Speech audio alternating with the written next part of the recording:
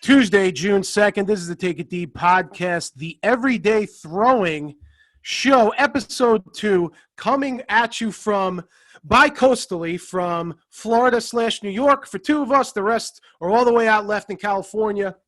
My usual co-hosts are with us today. California Jim Vatcher, president of Jaeger Sports, as well as Virgil Vasquez, Alex Trezza from Revolution Throwing, have also here to join us. Now, we do have a special guest for tonight's episode. On this show, we do promise to research, go deep into all things throwing, specifically in the sport of baseball, which we all love. My next guest is thought of, at least in my mind, as a throwing guru / yogi / mental specialist, I'd like to call him. He did all three of those things for me. And look how I turned out. So we welcome Alan Jaeger from Jaeger Sports to the show. Alan, obviously great to have you here. It's been a long time coming. I mean, it took you 2 episodes to get on. I don't know what took you so long. But I feel kind of like Ed Sullivan. I think it was 1964 on the Ed Sullivan Show. He had the Beatles debuted. It was their first U.S. appearance. I feel like Ed Sullivan. Obviously much better looking than him, but that's who I feel like. How are you? Give us something, Alan Jaeger. We're in Santa Monica. We're here to talk throwing. Give us a little snapshot of you right now. Well, first of all, look, it is a treat to be on your show with these wonderful guests. We go back, I'm scared to even think, 15, 18 years? When were you out at our camp? 18. So, look, man, it's just awesome to be on the show, to talk sports, to talk baseball, hopefully talk meditation. No, look, man, I mean, I think like everybody else, we're doing our best to process the situation and make the best of it, try to stay positive. And I think things like this are just awesome, where we can, get back to some normal ways of life and have some fun, hopefully. And I know that's one thing with you I know is going to happen is it's going to be fun and entertaining. So that's my snapshot. I'm happy to be on. It's a privilege to be on with my dear friend and partner, Jim. And obviously I have not obviously, but I have a little history with Virgil, and it's nice to meet Alex. And I've watched a little bit of the other podcasts and shows. So just good to be out with a bunch of good dudes. So it actually was 18 years ago. I had the fortune to obviously go out to California. Had no idea what I was getting myself into after playing with Jim.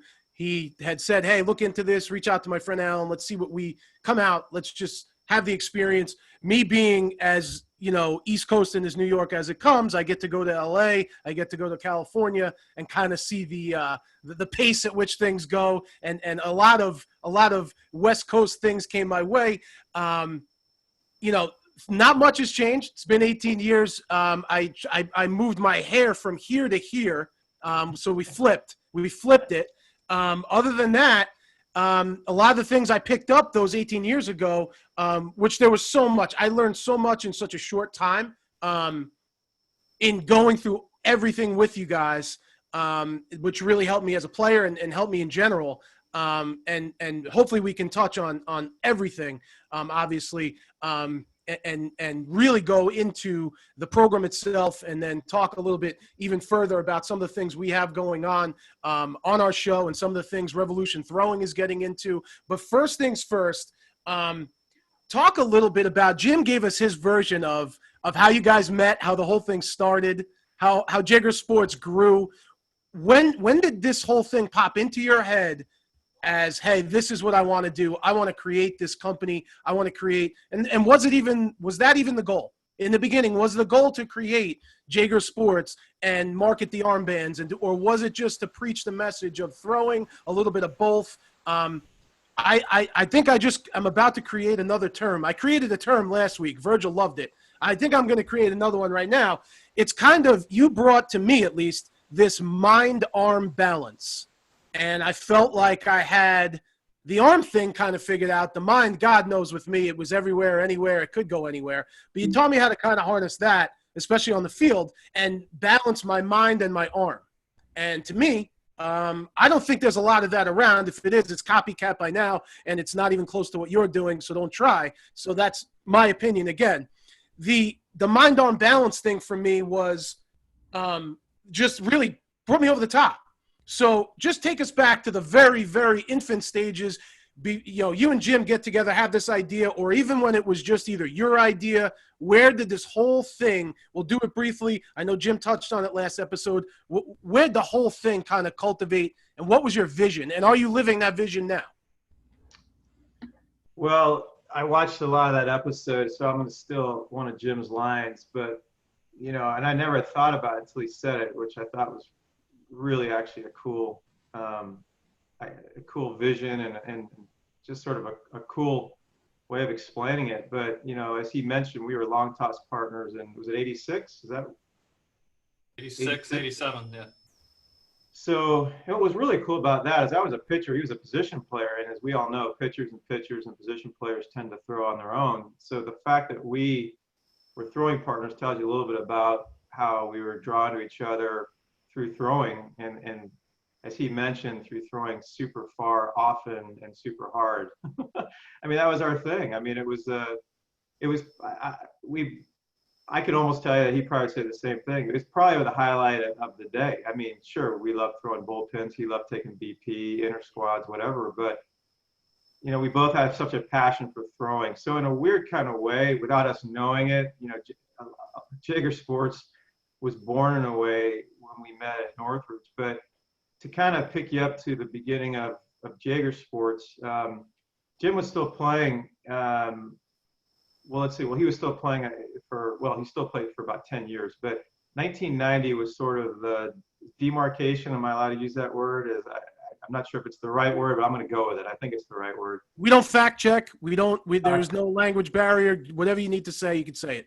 Let's go with it. I'll look it up later. I think demarcation is sort of the That's a Boulder Dash word. Boulder Dash word, folks. I don't know if you know the game. And let's talk Boulder Dash for sure today.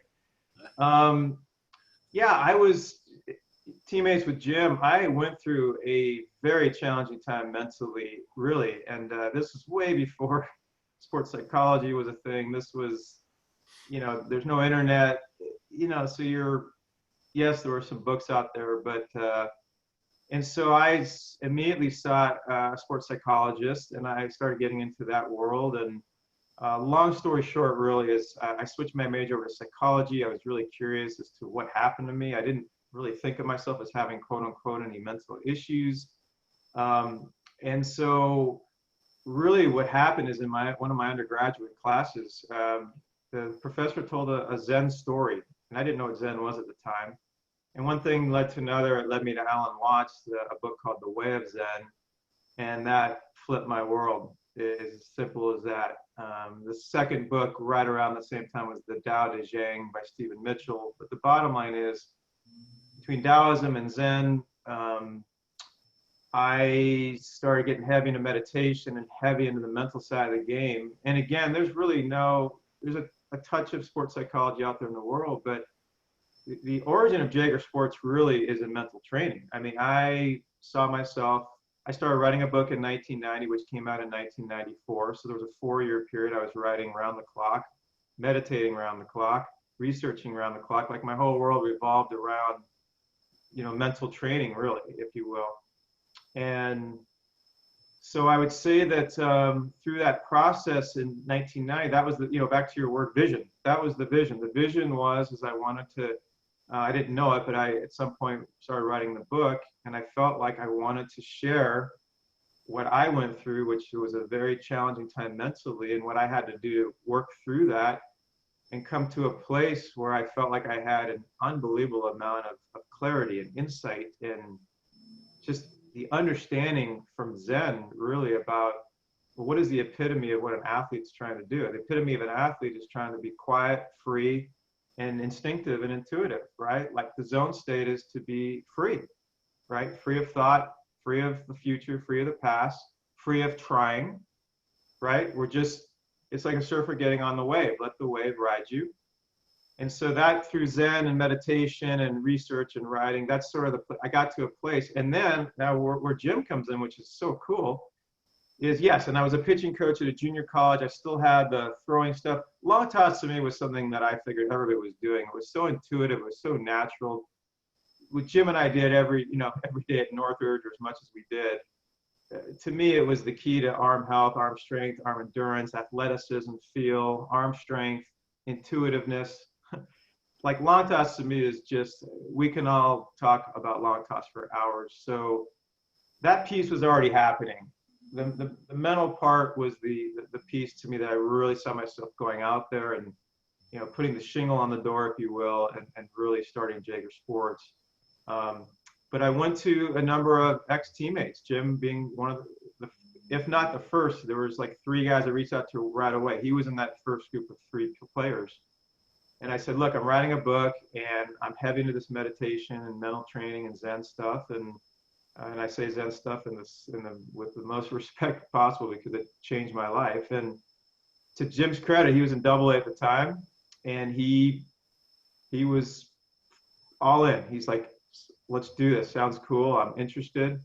And he would meet at my parents' house, and I had notes. I didn't even have a book yet. I had notes, and so I guess without getting more long-winded, we can kind of cut it off here at this point. But that was the main piece, is what I'm saying. And Jim was part of the camp, and I joked with him on the phone the other night. Even though he was a player in the camp from basically 1990 to 2000, I always felt like he was a player coach, because he and I have always been very, we got very, very close. Obviously, the throwing side was there when the J bands came in around 94, 95. That was part of it. I also got into yoga around 93, 94. He loved that. He was always a stretcher, so he loved the meditation. He loved the yoga. And so Jim really through the 90s was a player coach, if you will. And then in 2000, when he retired, he came on full time. And so he's been on full time for 20 years. The J bands really, as much as they've now become, a big part of our operation, they really came in, I'd say, like 5 years after the initial push of the mental training, the yoga, the long toss, and the throwing. So I hope in 30 minutes or less, sorry, but that's about the fastest I can give you the origins. So Jim, you obviously are there on the ground floor, and what I wanted to kind of get at was the obvious, the beginning stages were not about just the armbands and the J bands. It was this mental, whole mental, just, I don't know how you can describe it other than this whole mental course that Alan was kind of navigating. So you obviously saw him. You obviously knew he was nuts. I mean, just hearing about what he was telling you, but it drew you, right? It's something that you wanted to do. What drew you about the whole thing? Because he's starting to come from an angle, in my mind, probably at that time, that no one else was, or not a lot of people were. So what about that whole thing enticed you to say, besides the relationship with him, but just the stuff, it was kind of cutting edge, I would think, at that point. What about it got you to jump in with both feet? Yeah, well, I remember that call. He called and said, told me what he was working on. And the bottom line was, I thought it could help me. I thought it could help me. I was open-minded. I think that's important for students and coaches, to be open-minded, to learn new things. You don't know everything, so take it in. If someone comes to you and says, hey, look, I have something that really helps me, would you be open to hearing it? Say, yes, I want to hear this. And so when he came to me, look, I want to get to the big leagues. I want to play in the big leagues. If I think this is a chance to get me there, I'm going to do it. So as much as I love long toss, which I do, I love it. To this day, I love it. I love the way it makes my arm feel. The mental training he brought to me was the biggest game changer, because I felt like I had a secret weapon inside of me. I was doing something that no one else was doing until I faced one of his other students. I remember that was an interesting feeling, a pitcher student against a hitter student, who's going to win. And we traded off blows. He struck me out the first time. I hit a double the next time. Steve Reed, Alan. And it made a huge impact on me. Getting quiet before the games on a daily basis. Getting quiet, getting in with my breath, slowing my mind down. which in turn slowed the game down. It made the game go a little slower. I saw the ball better. I was more relaxed in the box. I was more settled in the box. And so, like I said, as much as I love the armbands and the long toss, which I do, the mental training for me was the biggest game changer. I just love it. And to this day, I still do it. So we talk, and the old saying used to be, you know, if the mental part of our game is so important, then why is it that we spend the least amount of time on it? And that was true for a long time, and I think that's changed, and is changing. Virgil, for a player like yourself, obviously coming along later, knowing that you are in tune with the mental game, and Tai Chi and things of that nature, where do you fit in with this? Where did this resonate for you in your career? Was this something that you picked up later? Was it high school? Was it after? When did that really start to resonate with you and help you? Well, I got to the big leagues, and, you know, when you get to the highest level or you get to the place, you know, there was something that was shown to me why I didn't stay there. And for me, it was my mental game. So once it got released, I had this like aha moment. There was a lot of the spiritual things kind of going on in the background of my life, but there was this aha moment. And then, you know, once that happened, you talk about a growth and a fixed mindset. I started having like a growth mindset where, okay, everything is learned. How can I move through this game and still keep my peace? So I'll give you an example. So my warm up for the game was to put like a dome over the field and to hold the context that we as a team have already won the game. And I would go through each inning, and each inning I saw it like a lifetime, like, cause it was like I was practicing life through 9 innings, cause I would take my lessons in the game and I would take them into my life, and then I would bring my lessons from life into the game. And then so it actually made the learning a little steeper, a little quicker. And so I would notice, oh, the air in this, like I remember there was a ground ball at second base, and he threw it to first, and the guy beat him out. And after that, I got so mad at the second baseman, I gave up 3 runs. So after the game, I reflected, and I was like, okay, it's because of my anger that I gave up the runs. It wasn't his fault. So next time what's going to happen, I mean, what am I going to do? So if there's an error or something happens that pulls me out and I bring awareness to that, how am I going to get myself back? And it was like every game I kind of reflected that way. And like he's saying, like Jim said, is like this, you have this secret weapon, because now nothing will pull you out. Like I was holding that space for the team, and I would hold it. And no matter what happened, how many runs they gave up, no matter what happened behind me, I was like, okay, everyone's giving their best, and let's just go get these guys. Because you never know which run's going to win the game.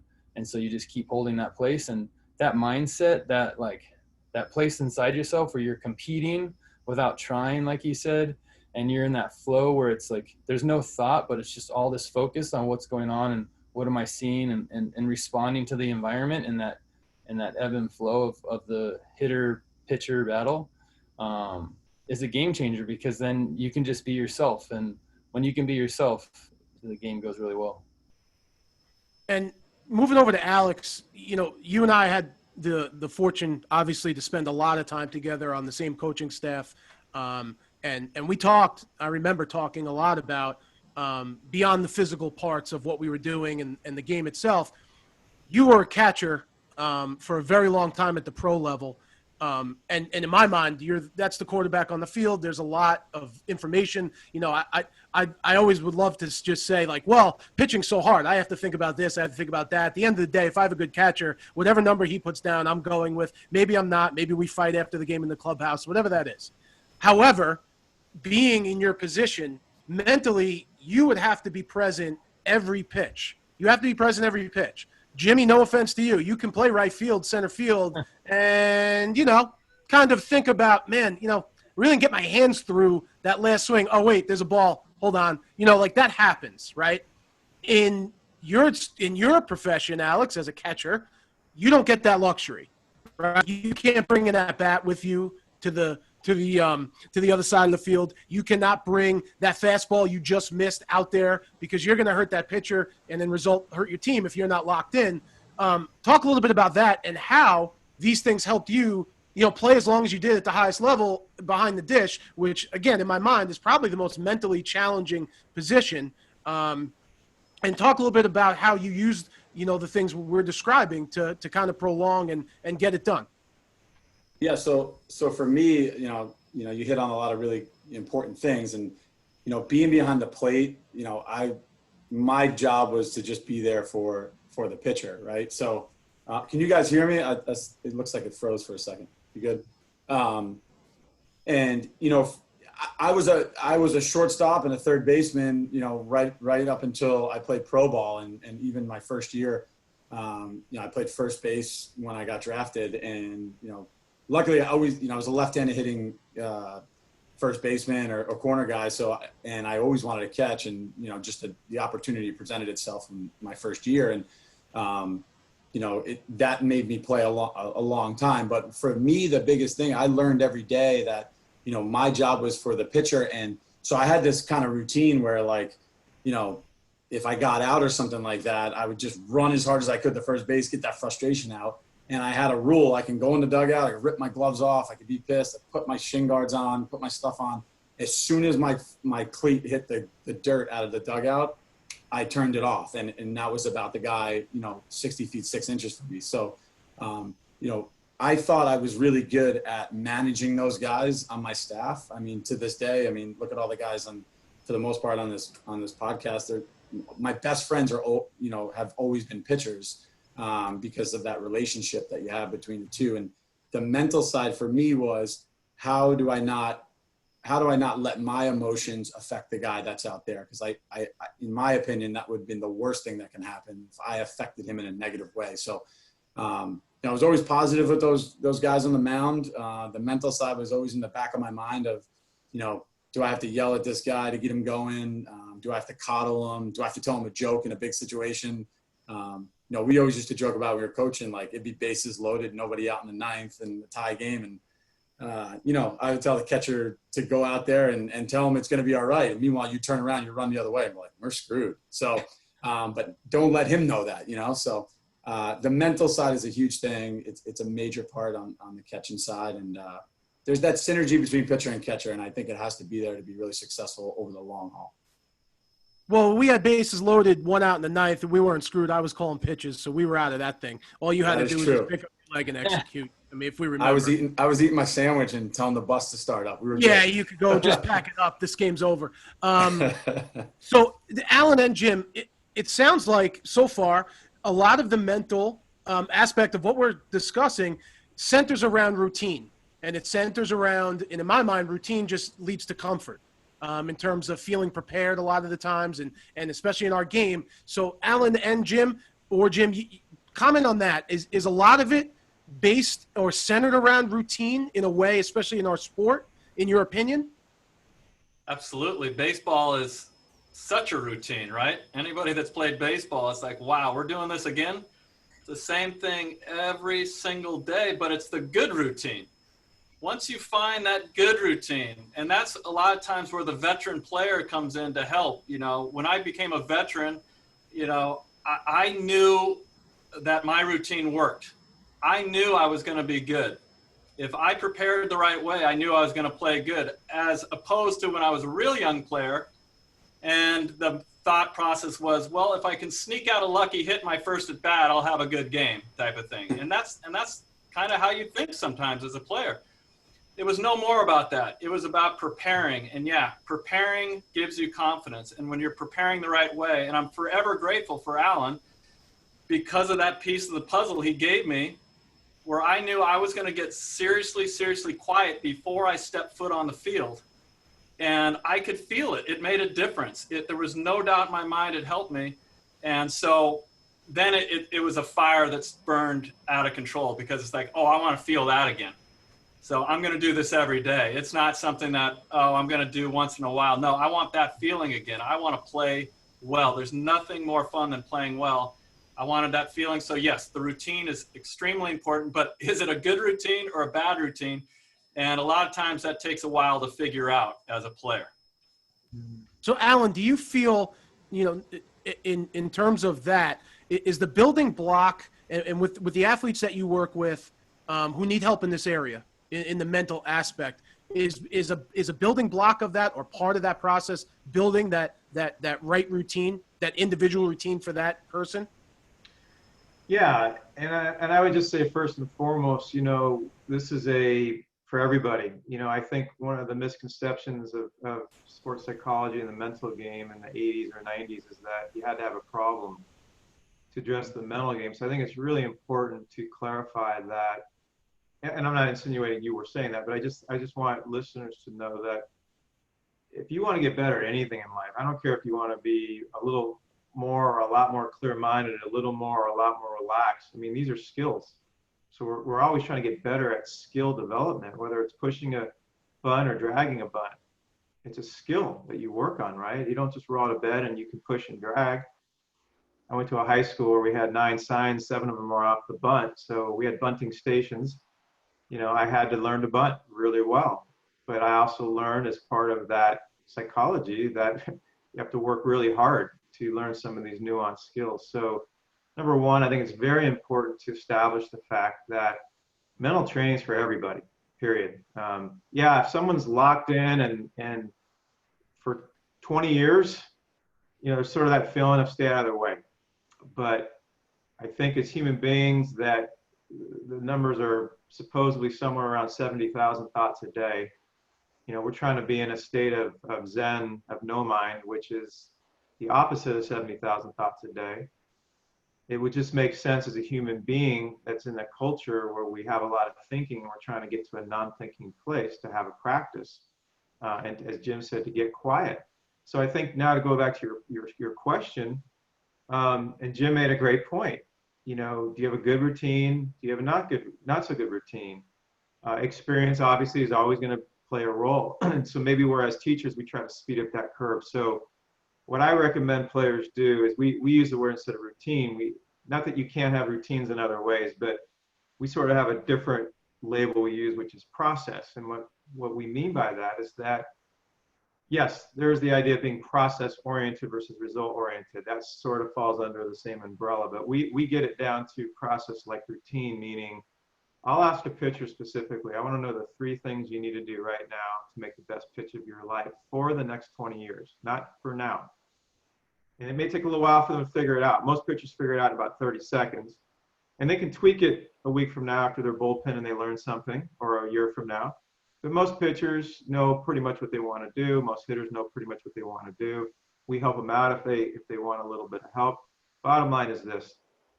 The pitcher says to me, I want to take a deep breath because I'm meditating in the morning and that relaxes me. It brings me to a good place. That's something Jim would relate to well because he had a meditation practice in the morning before he got to the field. The breath is always happening now. The breath is a detoxer. The breath is a cleanser. So the breath is sort of like this great symbolism. Let's start with the breath. Give me a focal point. Well, as pitchers, we like intention. We like our minds to know we're going somewhere, right? It relaxes the mind in a way you could say, where we know I'm going there as opposed to 30 million other possible things.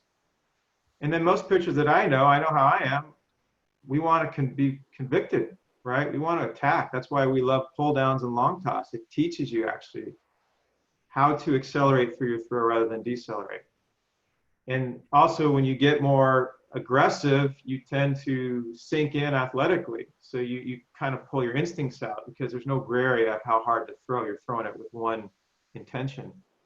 So that's a process for a pitcher: breathe, focal point, attack. As a hitter, mine would be breathe, see the ball well, hit it hard. But here's the point. I've given you 3, what we call, we, it's a Jaeger sports thing, constants. 3 constants. Well, now that I know I have 3 constants, it's like a mantra.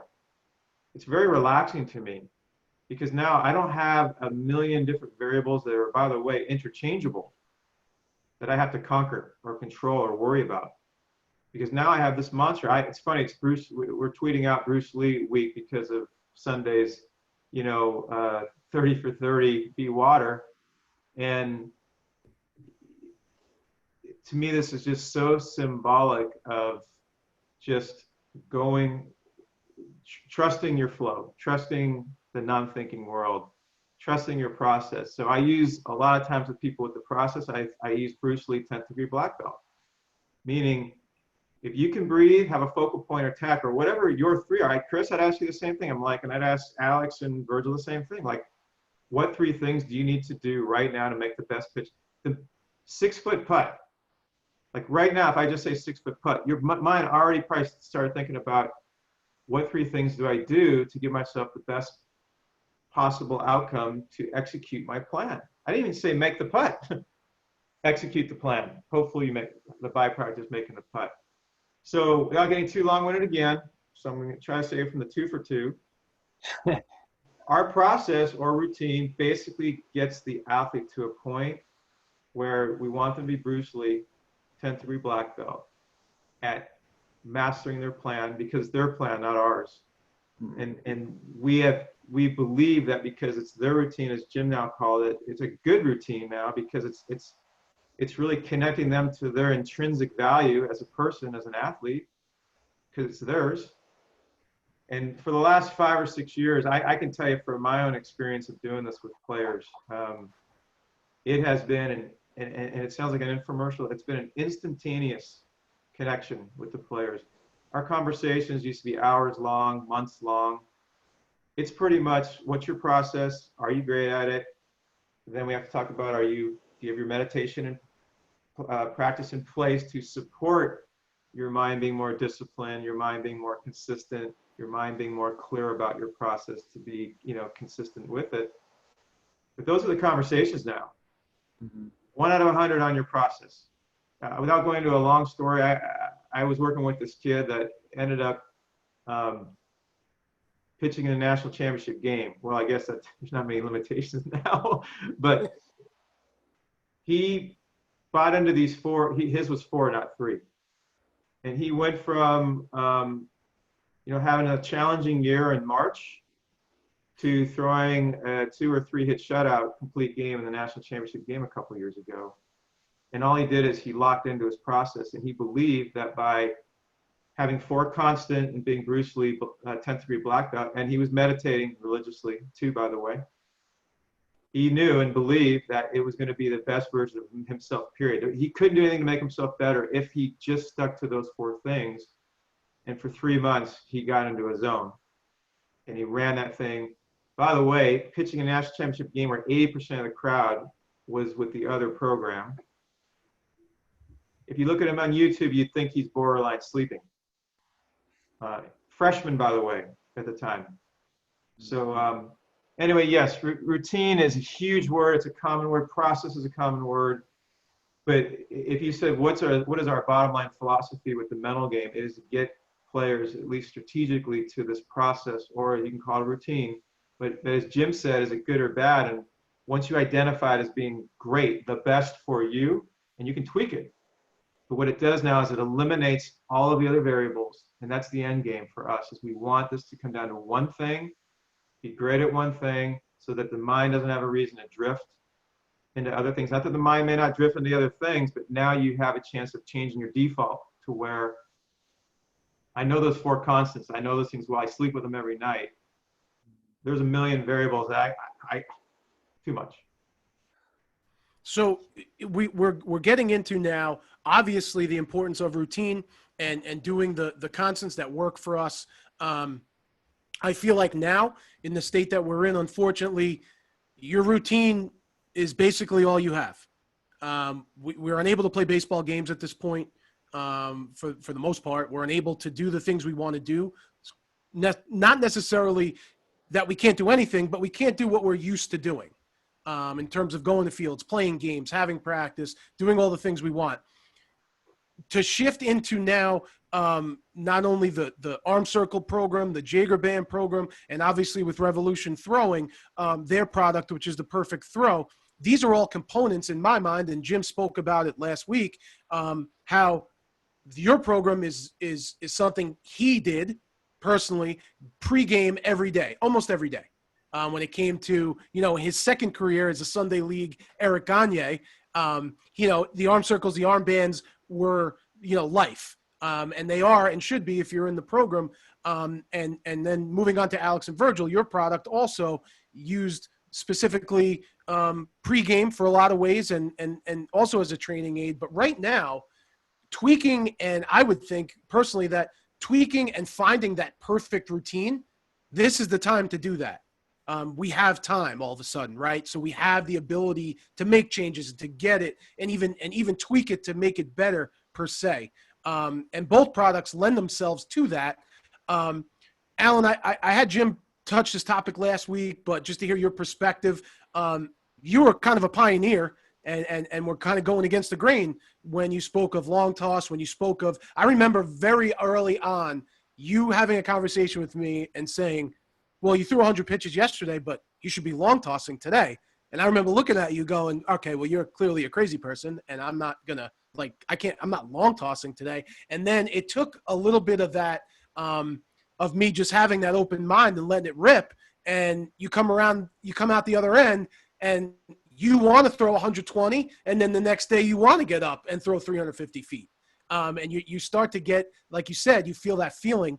Talk a little bit, if you can, about breaking in and breaking down those barriers whether it be with the MLB organizations, whether it be with the college organizations, and really trying to open up people's minds. The snake in the cage analogy is one I'll never forget and always remember. When you told me that, what was that experience like early on, trying to get people to open up their minds to not staying at 90 feet, 120 feet, and kind of letting their arms breathe? What was that like?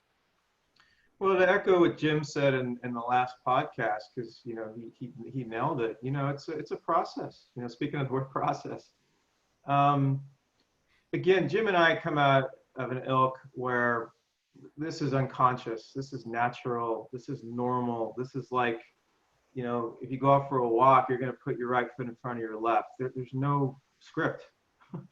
So for us, there wasn't any other way. That doesn't mean that everybody had a long toss or a long toss the way we did. But it was so organic and it was so natural. I mean, and not only that, it made us feel like we were the guys that had the rubber arms on the team. We were the guys that pound for pound threw very, very far and threw very, very, he threw harder than me, but we pound for pound, we both threw very hard. And so I think like I said earlier, the idea that this wasn't normal, I guess, look, this is 1990. This is pre-internet. I mean, we were together before that, but I guess when I quote unquote became a pitching coach and was out in the world that way, I would not have known any other way. I took my pitches at Mission Junior College out here in LA, just to tell you the mindset.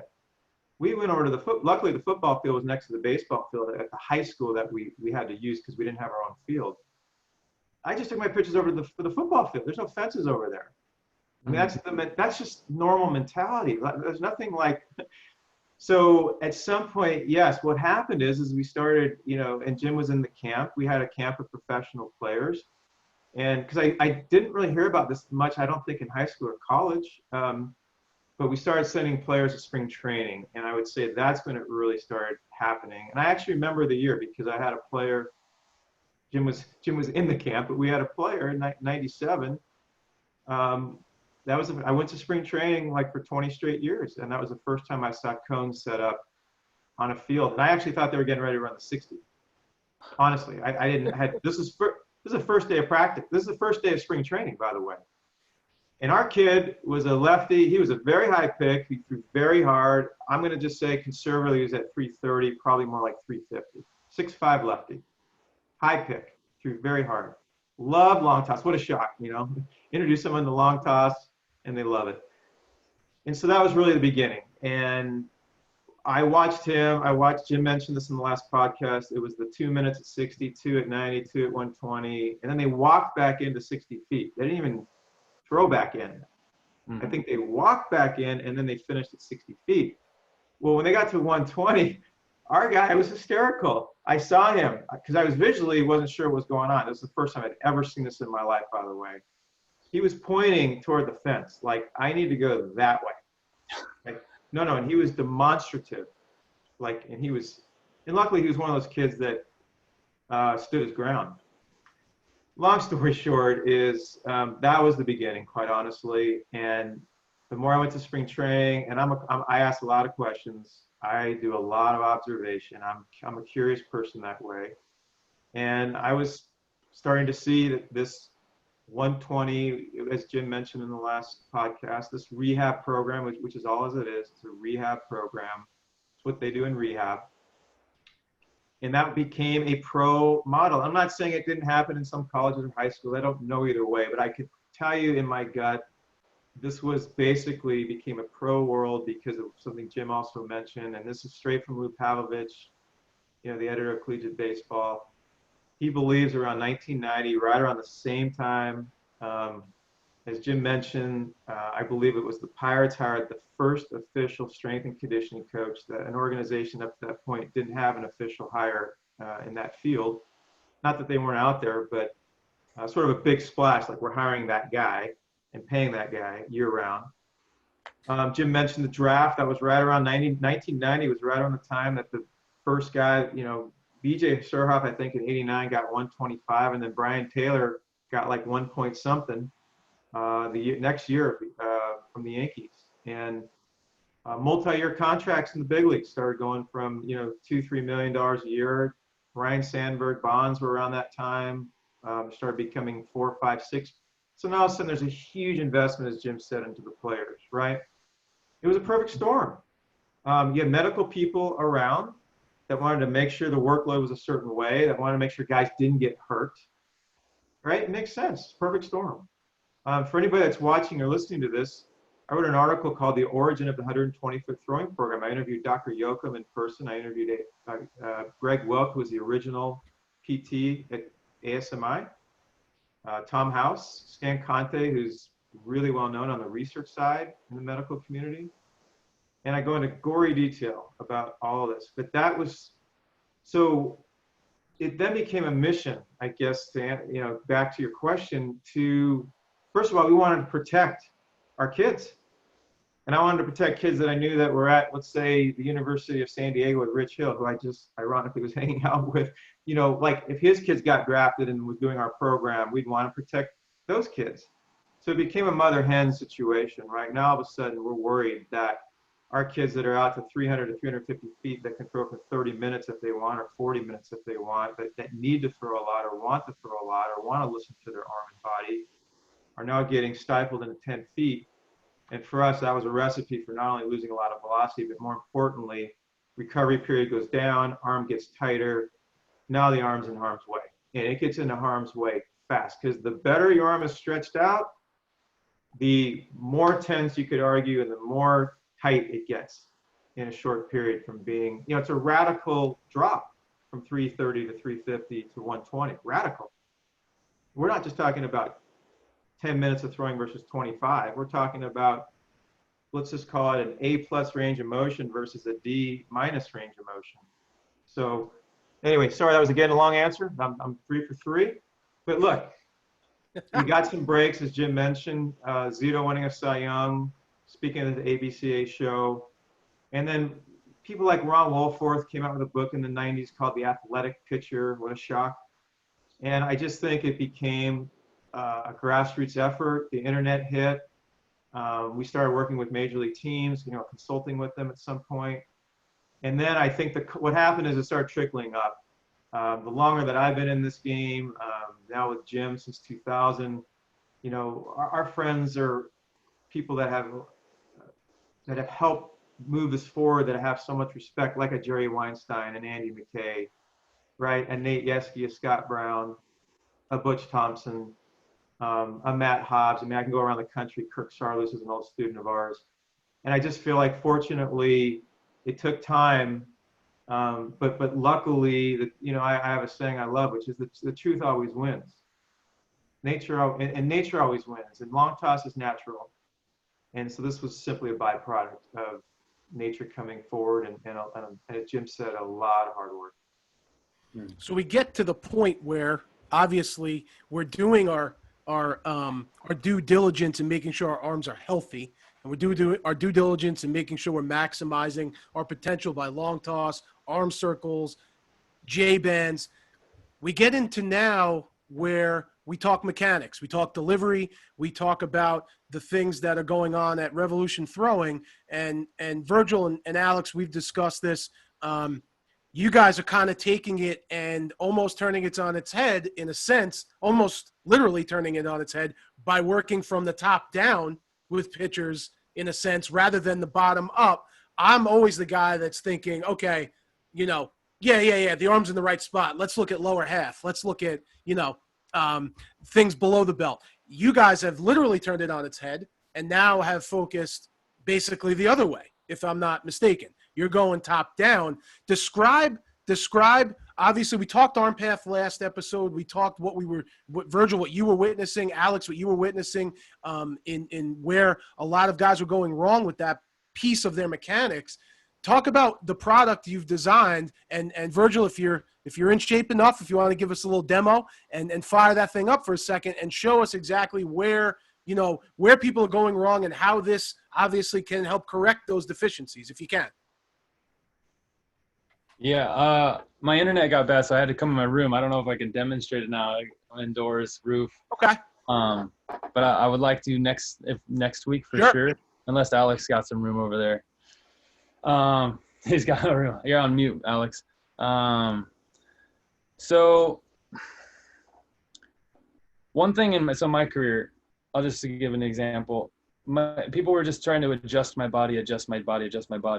And what I learned was the body was doing what it's doing because of the ball position to it when I went to fire. So if I had a long arm and I went to throw, I would fly open my front side and all this would happen. But what I realized when I started listening to the body, like we were talking about last time, it was doing the right thing. Because if I have the ball really far away from my body and I go to do that, I'm trying to throw the ball as hard as I can that way.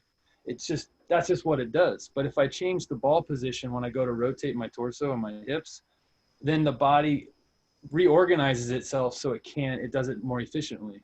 So using this tool, and I really like,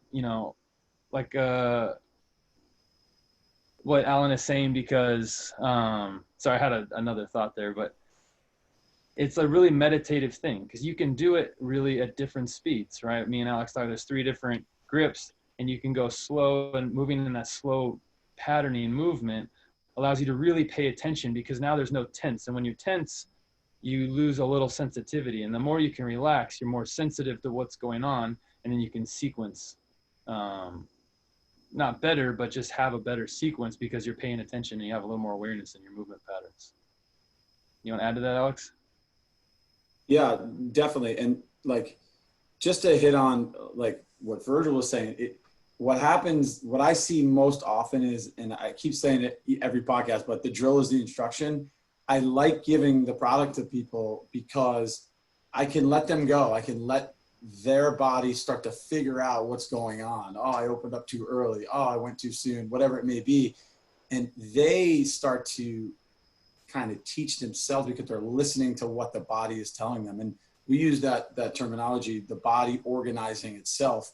I don't like to tell people where to go. Like Alan and Jim are talking about, when you throw far, the body has to organize itself to be able to power that distance and that intensity. And what we're doing is from slow to even faster with some of the moves that we're doing with the perfect throw.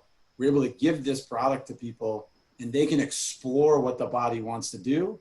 And when it starts to sync up and we see that aha moment of like, oh, that was the time, wow. That's the most fun for us. And honestly, we learn every day. Like we said, in the past, it's like they say something different to us of like what it felt like. Boom, we write it down. And another guy says something different, but it's all the same thing. It's that moment when they go, that's when the body worked efficiently and the timing and the syncing and the flow was happening. So that's really the down and dirty, deep thing that we're trying to get across to people because it's there. We want them to find it for themselves. Yeah, we want them to feel it, right? Like if you can feel it, then you can repeat it yourself. So, as coaches or teachers, we're trying to help you feel it so that now you can coach yourself. You can return to it or adjust from it. And so, giving them this, and then you can say, like, rather than say, hey, you flew open right there, the question is, hey, what did you feel right there? And they're like, oh, I felt a little tense in my shoulder. It's like, okay, now you understand that it was your sequencing or is your patterning of your arm. All right, what's my next step? And then you ask them, they tell you their adjustment, they try it, and you're kind of working simultaneously in this rhythmic motion because now you can practice 10, 20, 30, 50 throws in 5 minutes and get some repetitive rather than throwing and waiting with this tenseness and sometimes in a competitive manner where you kind of lose some feel a little bit. So in wrapping here, it really does sound like, you know, the idea of opening up your mind and opening up your outlook on things, and trying to experience and get better and acquiring skills, as Alan talked about, and acquiring knowledge. You know, if you want to get better and go somewhere you've never been, you have to do things you've never done before. A lot of times in life, someone said that. I don't know who. I don't fact check, but it makes a lot of sense to me. Maybe I said it. Maybe someone else did. But the one thing I can say is that there's nothing more true to me. And from a guy that, you know, long tossed by mistake, because somehow my father knew that if I threw long, I could throw hard. Don't know how he knew that. He would just make me. And all the way till I met with Alan and played with Jim and met Alan and even took it another level, everything opened up for me. Everything. And, you know, the idea of a product like yours from Revolution Throwing is just another, in my mind, another thing to open up my mind to and see, is this something that can take guys past maybe that obstacle they're having? Maybe it maybe gets them over the hump, maybe gets them to the next level, but at bare bones, maybe it's just something new to think about. And a lot of times there's growth there.